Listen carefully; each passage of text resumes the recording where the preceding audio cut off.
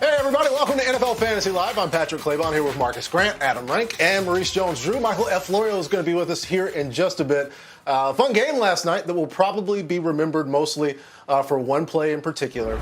Marcus, if your fantasy team is Daniel Jones, who is the metaphorical turf monster that robbed you of fantasy points thus far this season?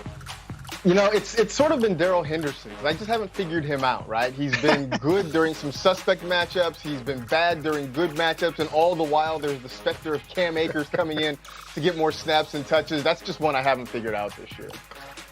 I feel that one, Marcus. I also have been harangued by David Johnson, a player who I was auto-picked in Beverage Dave, Madden, Tokyo Rose. You all know who you are. You allowed me to auto-pick him. And I will never forgive you. I'm sad because we're all going to pick running backs, but I'm going to go with Raheem Mostert. I mean, so much promise. You're the guy. We're ready to go. And then injury after injury after injury. Hopefully he's healthy enough to win us a championship eventually. But, hey, it is what it is.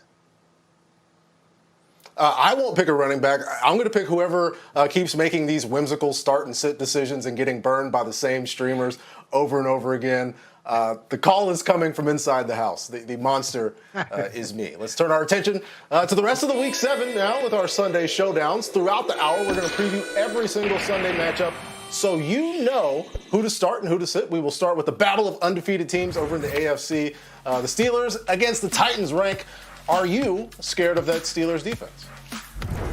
No, I'm scared that I'm just noticing that animation that we were rolling in on. That was excellent. Like, well done, I should say. But I really like Ryan Tannehill this week. I understand that the matchup on paper looks imposing, but he's had at least 19 fantasy points in 4 or 5 games this season, 7 touchdown passes in his last 2 games combined. The Steelers have been somewhat generous. They've allowed a quarterback to top 17 fantasy points in 4 of their last 5 games. Tannehill, one of the most consistent quarterbacks since last year. I start him without hesitation.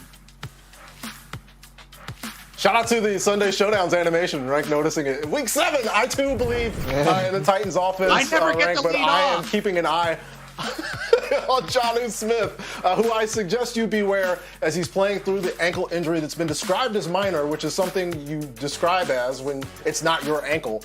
He's also playing against the top 8 defense against tight ends. Someone whose explosiveness is such a big part of his game. I think we'll learn a lot about the Devin Bush-less Steelers defense in this one. Until we do, I say beware Jonnu. From there we go to the Chiefs Broncos. Marcus, what do we do with the new guy in the Chiefs backfield? I think we're going to sit Le'Veon Bell. This feels much like a wait-and-see week for him in his first game with the Kansas City Chiefs. If he's on the field, I wouldn't expect a huge number of snaps or a huge number of touches in his first game as he's sort of working into the offense. Plus, on top of it, the matchup is just bad on paper. The Broncos giving up the 3rd fewest fantasy points per game to the running back position. So it seems like let's just sit this one out with Lev Bell, and then we'll come back and try again next week. Yeah, and Andy Reid says he's in no rush to do it. And if you have Clyde Edwards-Helaire, I think that you can start him. But a sleeper I'm looking at in this game is going to be Tim Patrick, who's had at least 100 receiving yards in back-to-back games. You see right there, at least 14 fantasy points in 3 consecutive contests. And he's got a pretty nice little matchup here. Jerry Jeudy, of course, is the headliner, but he is not top 65 receiving yards this season. The stud has been Tim Patrick. So if you need a wide receiver, and we have some good ones out this week, you know, Michael Thomas is out, Adam Thielen, Justin Jefferson are on buys, no Devontae Parker. Tim Patrick is somebody that you could start as a sleeper. Yeah, sneaky loaded offense there if everybody could stay healthy. Let's go to the Jimmy Garoppolo Bowl, MJD. Niners, Pats, you are focused on the other quarterback. Yeah, I'm going to say beware of Cam Newton. And it's as we can see there, the Niners have allowed the 3rd fewest pass yards. And, you know, I see Cam running, but there's a linebacker on the other side named Fred Warner who I'm terrified of. I mean, he's flying around right now. I think he's going to be the X factor. I would just beware if you're thinking about starting Cam Newton this week. If we're also being wary, I would say beware of George Kittle on the other side. Hey, look, you're not starting George Kittle because you can't really find a better tight end option out there. But just keep in mind, the Patriots are allowing the 4th fewest fantasy points per game to tight ends. But maybe the most important part is, if there's one thing we have learned about Bill Belichick over the years, that he will find a way to take away the player that is the focal point of your offense. George Kittle is certainly that for San Francisco, and I think stopping him is going to be job number 1 for this Patriots defense. Packers get a chance to bounce back against the Texans, right, MJD? Yeah, I would say start all the Packers receivers you can, but in this case, I'm going to say start MVS. I think this is a huge game for him. The Texans defense has given up 9 touchdowns to receivers. They're trying to outscore people because they know their defense is bad. They went for 2 because they knew the Tennessee Titans were going to go down the field and score, and we know Aaron Rodgers coming to want to come back. So obviously you're going to start Devontae Adams, but if you have MVS, put him in your lineup as well. I like that call, MJD, but I also like the tight end in this contest as well. Robert Tonyan, he was limited in practice earlier this week with an ankle injury, so of course keep tabs of that on Sunday morning. You can watch NFL Fantasy Game Day on the all-new NFL Fantasy app. But Tonyan has a good matchup this week against the Texans, who've allowed the 6th most receiving yards per game to tight ends this season. Rodgers is a huge fan of his, so I have no hesitation to start him as long as he is active in that game. Yeah, shout out to Big Bob Tonyan for waiting till he blows up to let everybody know, hey, it's Tonyan. Put some respect on my name. More on that game coming up in the rest of the 12 Sunday Showdowns later on this hour. But in the meantime, let's catch everybody up on some news in case they missed it. Starting with the Saints, wideout Manny Sanders placed on the COVID-19 list. He will not play Sunday against the Panthers. He is symptomatic. Michael Thomas also ruled out as he works his way back from that high ankle sprain. Marcus, what does all of this mean for New Orleans? Well, what it means is that, at least at the wide receiver position, we're probably going to see a lot more Traquan Smith. I mean, he's the guy who's sort of next man up, if you will, in this Saints passing game. Deontay Harris is probably going to get some looks as well. I still think it's going to be a very heavy Alvin Kamara game against the Carolina Panthers. It's not a great matchup for any of the Saints wide receivers in this one. So if you need wide receiver help, guys like Christian Kirk, Keelan Cole, Mike Williams are all on the waiver wire in a lot of leagues, and they all have much better matchups than anybody the Saints might run out there. Elsewhere, Joe Mixon won't be run out there. He's been ruled out for the Bengals this weekend. MJD, if fantasy managers had Mixon in their lineup, what's going to be a good plan B? I think Gio Bernard is going to be a guy you can go with. There's a couple guys out there. It's tough right now. There's going to be some issues, but I would go with Giovanni Bernard because guess what? He's the next guy up. And he's been in this system. He'll catch the ball out of the backfield. He can do some different things. He's comfortable in what they're doing. And guess what? Let's just be honest. The Bengals are trying to score points, and they're trying to run guys out there as we're seeing here. I think Gio Bernard is going to be your best case right now. Also, team captain Gio Bernard. On the other side of that game, the Browns will be without Austin Hooper for at least a week. Rank, what are we going to do with his spot?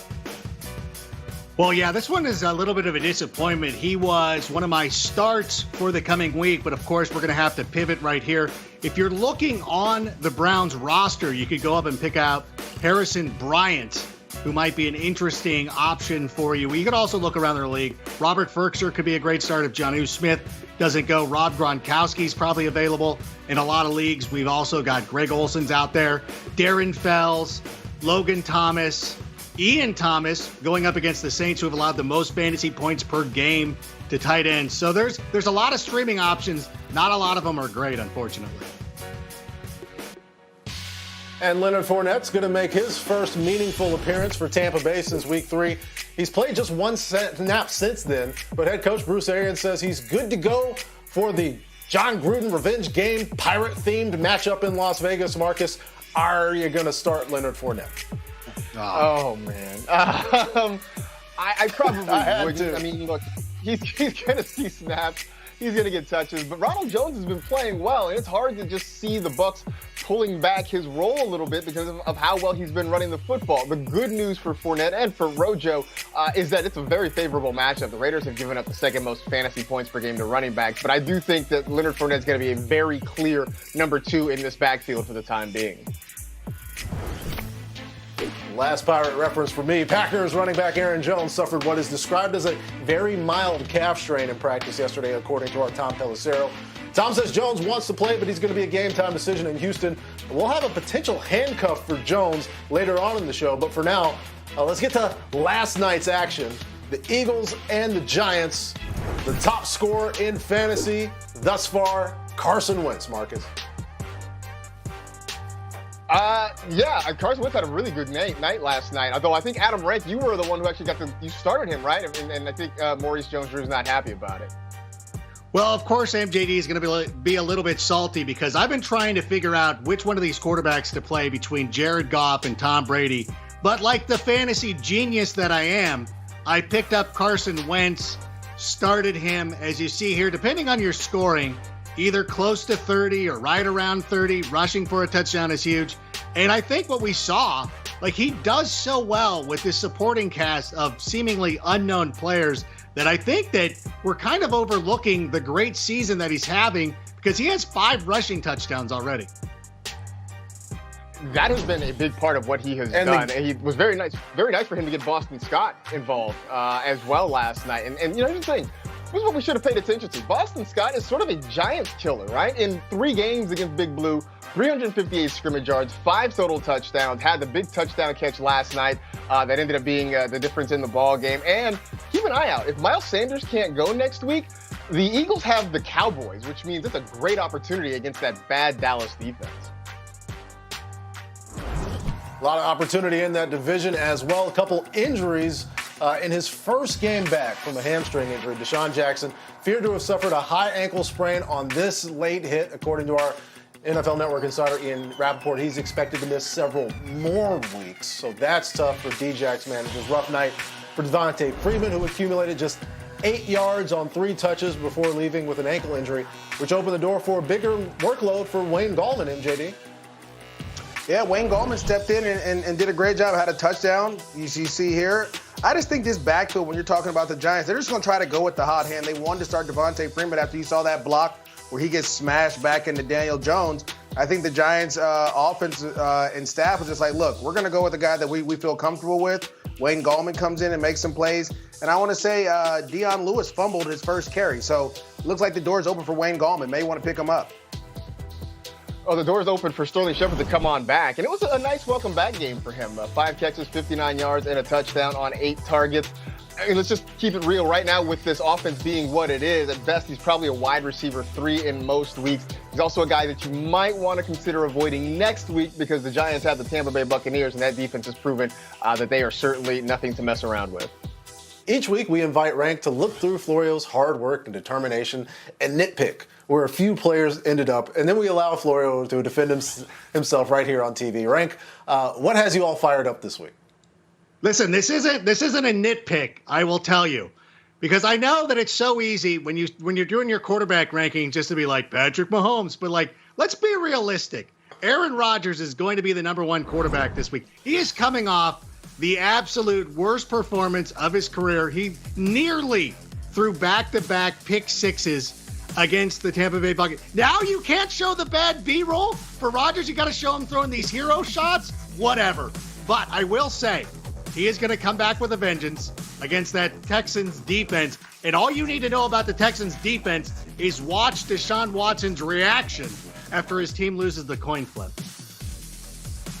Rank, I am very worried about Aaron Rodgers just coming out and out of spite having a great game because I feel like no one has better spite games than Aaron Rodgers. But it's just more about how deep quarterback is. There's so many good, productive quarterbacks that I like their matchups. I really like Rodgers this week. There was just 5 other guys I liked a little bit more.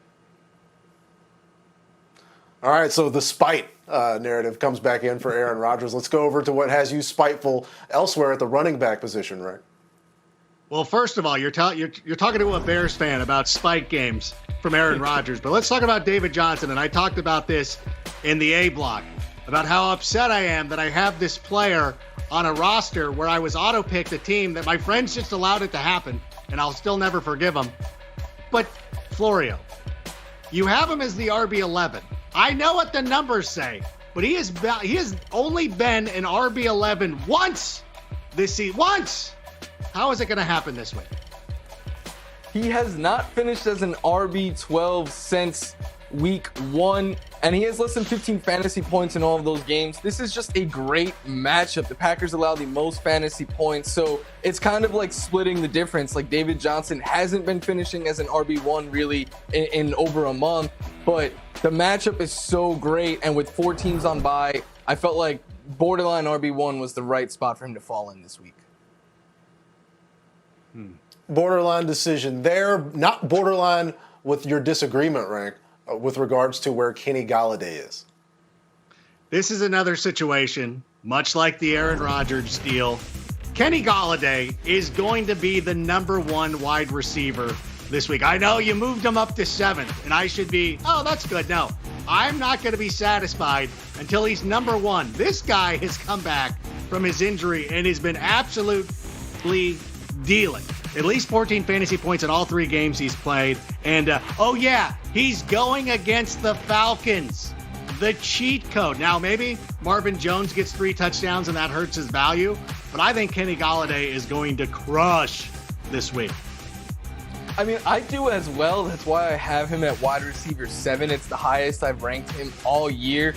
He has been really good since coming back from injury, like you said, Rank, but he hasn't had that big blow-up game yet. He hasn't finished as a top 15 wide receiver in any game yet. And while I do love the matchup, and I think the Falcons are gonna help the Lions all get right, I still think Hawkinson and Marvin Jones and DeAndre Swift will get some passes into some targets. So I think, everyone's gonna eat this week.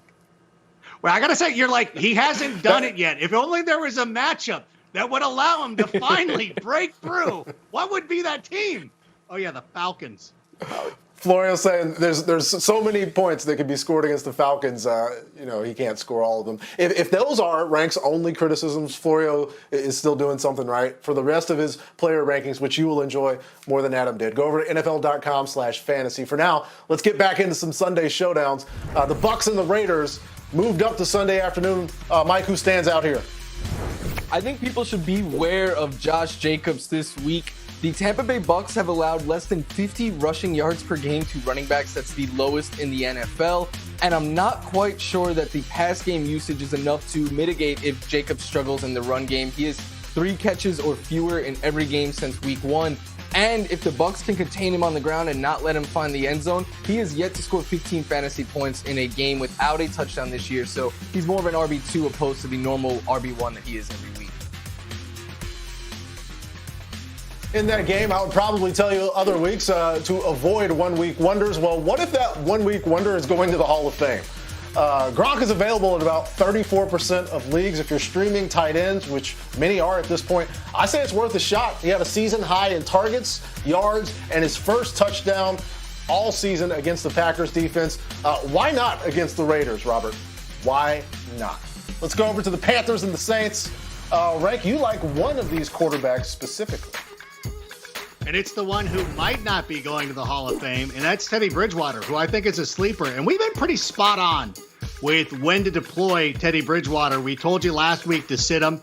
He did not have a great game against the Chicago Bears, but this week you can get him back into his lineup, or get him back into your lineup, I should say. The Saints have allowed close to 24 fantasy points per game to quarterbacks. That's fourth most in the NFL, and they've allowed the second most passing touchdowns to quarterbacks this season at 15, so he is a safe, reliable option.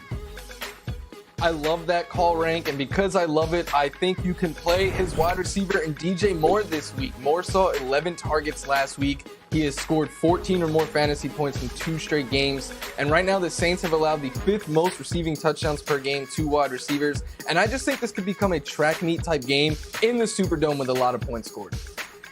You know what? I always have trouble with the DJs, DJ Moore, DJ Chark. Which one should I start? Oh, that's tough. I have them back to back, I believe, with DJ Chark just ahead. Love the names. The names makes basically the same player. Let's go over to the Battle of the Buckeye State. Cleveland and Cincinnati. Florio, who are you starting? I'm really excited to get T. Higgins into my lineups this week. The Browns have allowed the 3rd most fantasy points per game to wide receivers this year. Joe Burrow's best game of the year came against Cleveland, and in that game, they were peppering A.J. Green with targets. But since then, T. Higgins has kind of replaced A.J. Green as their top option out wide. He leads them in fantasy points and a bunch of other stats since week 3. I think a lot of volume is going to go Higgins' way in this good matchup. Yeah, and on the other side, Mike, I've got Odell Time back in session. He's back against a bad defense, had a couple of weeks off against good defenses. And I wouldn't be too worried about Baker's ability to play with that chest injury. In fact, I think that might increase the likelihood that Stefanski uses Odell in trick shot plays. Maybe not 38 points, but I think mid-20s is good for that volatile offense. That Browns offense not being as reliable as fantasy managers had hoped, but MJD says one of Cleveland's fantasy mainstays is on his nice list this holiday shopping season. Yes, maybe a bit early, but the mail is running slow. It's time for Feel Good Friday. MJD, tell us which running backs that you are feeling good about trading for down the stretch here.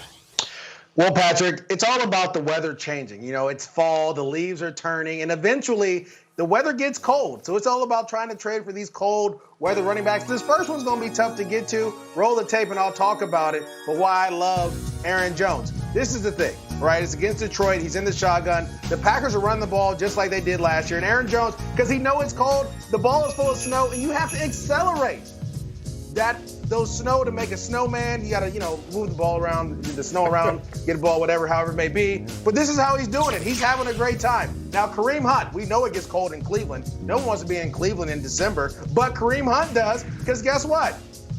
It's cold. Look at blocks on blocks. You got guys going downhill. They were one of the top rush teams. Might get it. Pittsburgh shut him down. But try to get Kareem Hunt. Even if Nick Chubb comes back, I think he's used. It's going to be good. This is the one, though. Antonio Gibson. Cold weather guy. You're in Washington. Look, block on block. We got guys sealing off. He's going to put on those skates. He's going to skate on out of there. Because when it's cold, we got to get the pond and we got to do some nice things. To be honest with you, Patrick, the only reason I did this was because really this. Like, come on, let's get this thing done. Why are we doing this? Trade me Derrick Henry, please. The whole reason I put those guys up, even though those guys are going to do well, trade for them. But come on, let's get this Derrick Henry thing going. But you just told me how great cold weather running backs are. You got a running back that can break through the frost, carry that snowflake or that snowman on the skates. It warms your heart. And he's keeping me warm right now. But I have some of those guys. You won't give me Aaron Rodgers.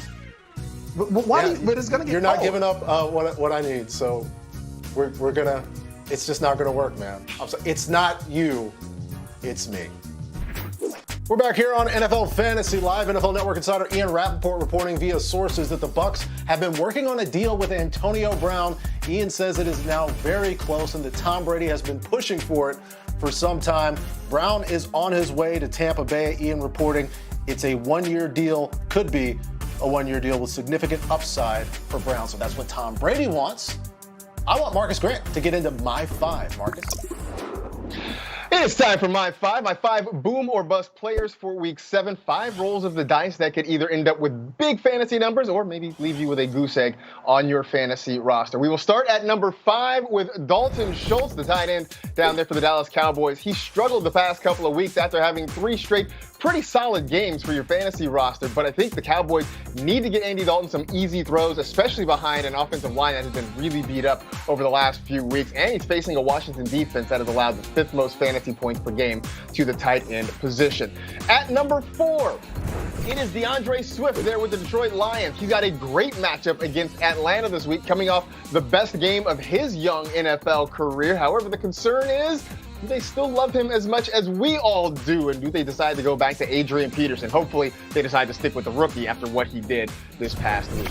At number 3, Gardner Minshew. He's got a pretty plus matchup against this Los Angeles Chargers defense. The problem is he has been a turnover machine lately. Giveaways in 4 straight games. Going to need Gardner to protect the ball a little bit better if he wants to have a good fantasy outing. At number 2, it is Marvin Jones. He has been non-existent so far this season, just 14 catches in his first 5 games. You can do the math. That's fewer than 3 catches per game. But if he can't do it against this Atlanta Falcons defense this week, like Adam Rank said, it's a cheat code. If it doesn't happen this week, it just might not happen for him this year.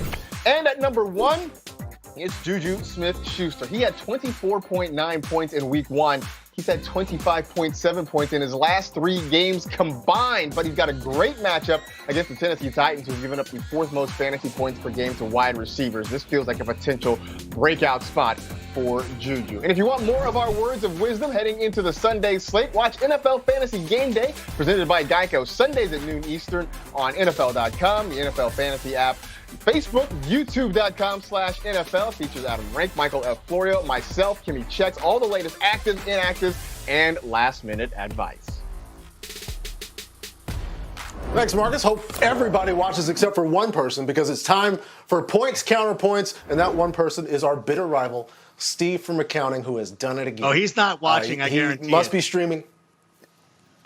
He streams his entire life. He started Carson Wentz, Boston Scott, and Sterling Shepard last night. He's got a 64-point lead going into to the weekend. Marcus, give us somebody that can help us counter Steve, who again is a disgusting man, in all of his points from Thursday Night Football. We need 30 from our quarterback. I mean, I went to the break room once when we could still go into break rooms, and he was like dipping out of my lunch and just trying to taste and sample what was there. So because of that, I'm going to start Kyler Murray against him and look for some big points, because Kyler's got a fantastic matchup against the Seattle Seahawks defense. Right now, Kyler's currently the QB1. He's had 20 or more points in every game. I think he's going to step up big against that Seahawks defense that's given up the second most fantasy points per game to quarterbacks. He can do it through the air. He can do it with his legs, whatever. I just think Kyler's going to be in a big blow-up spot this week. All right, let's look over there to a running back, MJD, that's going to rack up 25 or more points to counter Steve. Well, it's not Steve in this week. It's Adam Rank, who plays Carson Wentz.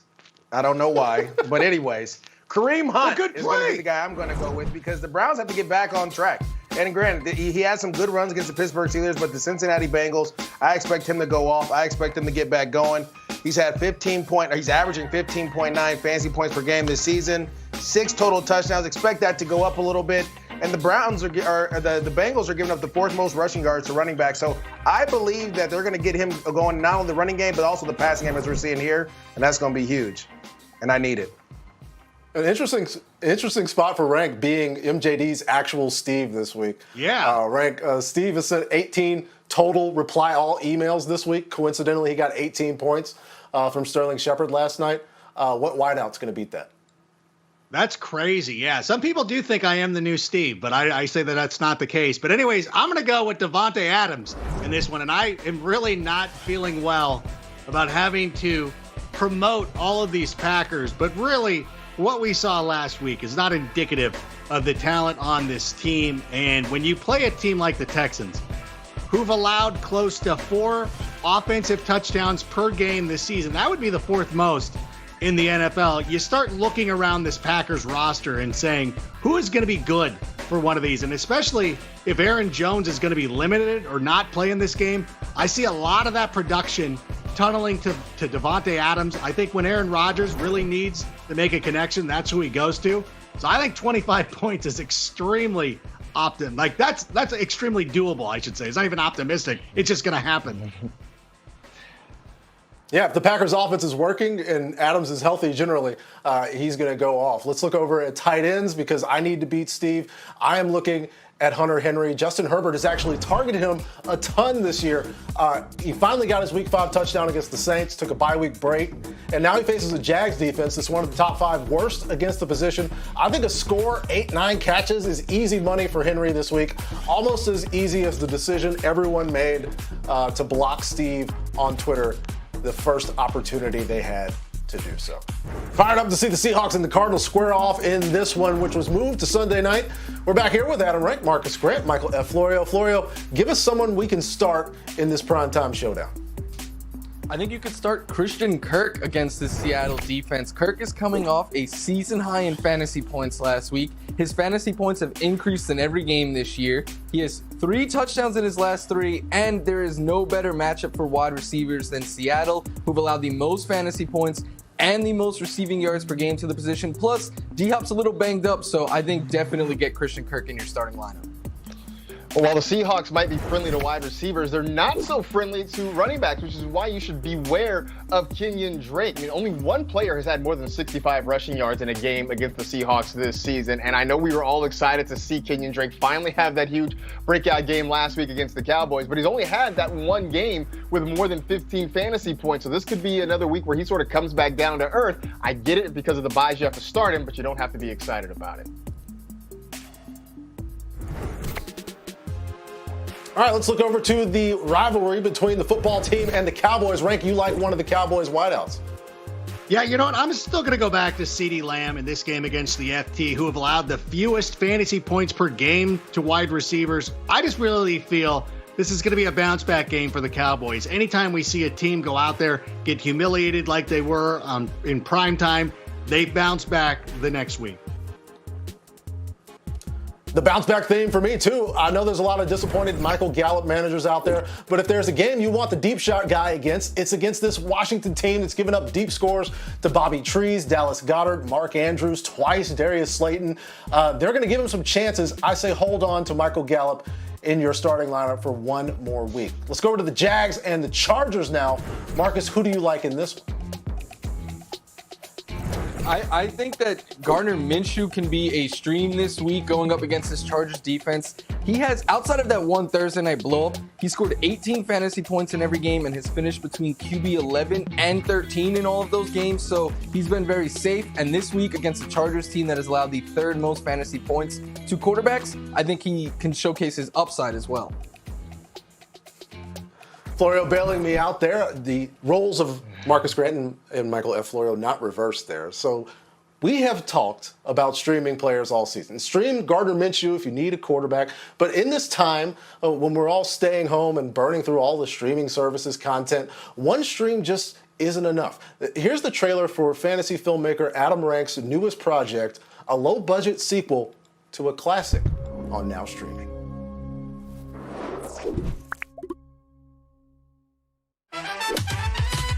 From the studio that brought you Action Jackson. Look at this! Action Jackson!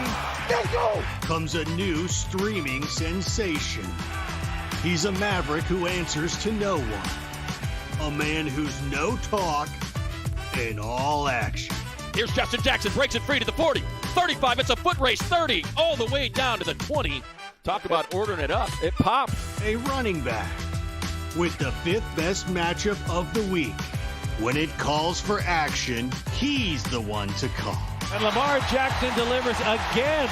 But if you don't have him, pick up Action Jackson 2, the other one. Now streaming. The other one, Justin Jackson, available in about 60% of NFL.com leagues if you've missed out on Action Jackson 2. Let's check out some surprising sleepers presented by Geico. Michael F. Florio, the author of NFL.com's weekly sleepers column, who made the cut for Week 7. I said earlier to stream Gardner Minshew. I think one of his wide receivers, Keelan Cole, is a sleeper this week and going forward. Cole's available in 65% of NFL leagues, and he has scored 15 plus fantasy points in 2 straight games and at least 8 in every single game. He's one of 8 wide receivers to do so, and the Chargers have allowed a top 10 wide receiver in 2 straight. So I like the matchup and I like his usage going forward.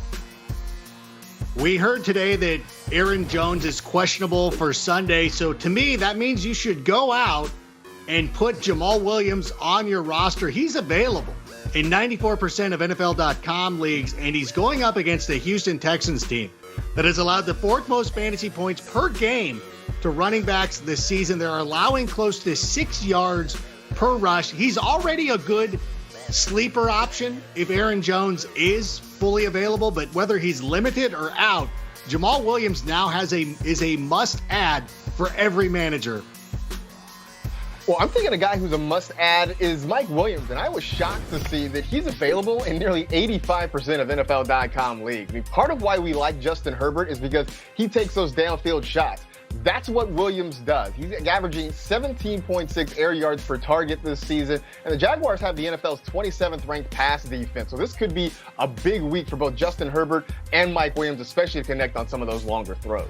Sam Darnold expected to return to the Jets starting lineup as they face off against the Bills. Florio, give us a must start in this one. It's Josh Allen. I know he's let you down after scoring 25 fantasy points his first 4 games. The last 2 haven't really lived up to that, but he's going to make it up to you. This is a get-right game. He's going to get back on track against the Jets. He scored 28 fantasy points against them in week 1, including 2 passing touchdowns and a rushing 1. He's been running a little bit more again lately. I think he's going to have a monstrous game, and I have him as my QB3 in the week 7 rankings.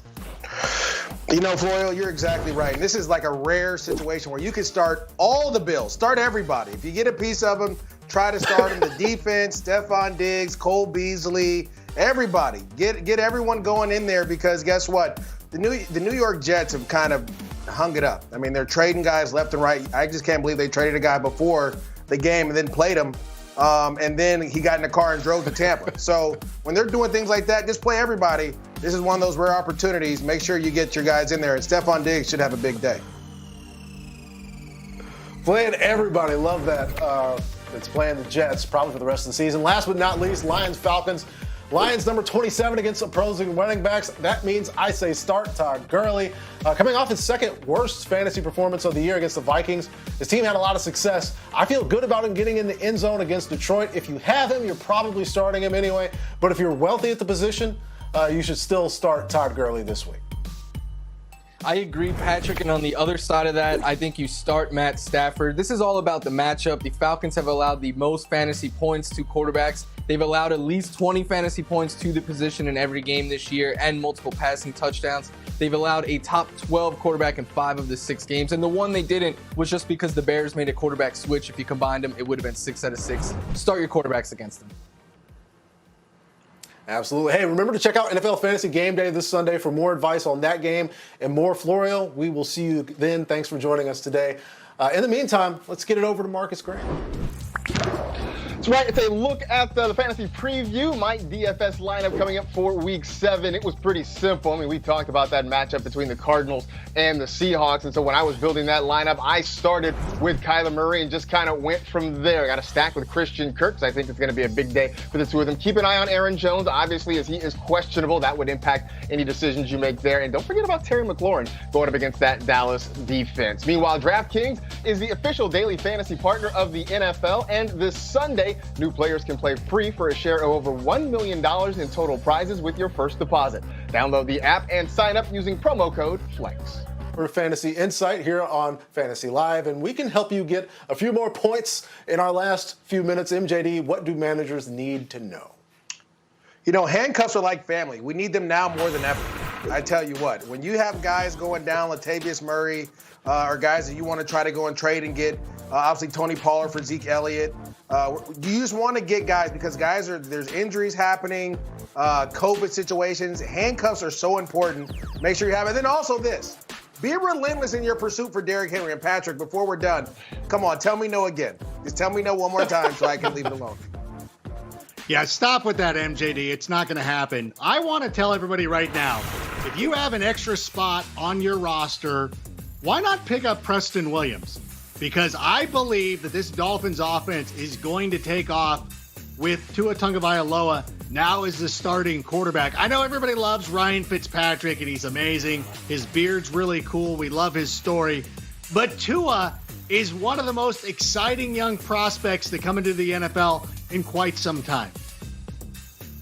Well, you talk about roster building, and this is a situation where if you are in a winning situation, right, if you're 5-1, if you're 6-0 going into this week, it's okay to maybe start looking ahead a little bit to the fantasy playoffs. When you're looking to make trades or when you're getting trade offers, go and check what the schedules are for those players down the stretch, and especially weeks 14 through 16, which is going to be your fantasy playoff time. You want guys that you know are going to be productive and are going to have favorable matchups, so this is the time to you start making those moves.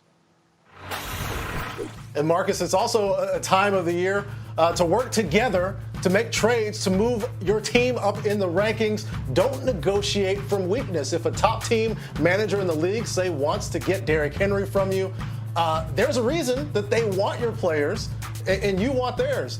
Tearing other people down is not the way to overcome the folks at the top. Losers of the leagues unite. Seize that production together, capture it, and get to the playoffs and knock off the teams that are on top of you. That's our time for today. Good luck to all of you this weekend. And don't forget to join us again Monday, 6 o'clock Eastern, as we get you set for Rams Bears on Monday Night Football. We'll have all of Adam Rank's thoughts going into that one coming up on Monday. We will see you then. I'm going to send you something after the show, Patrick.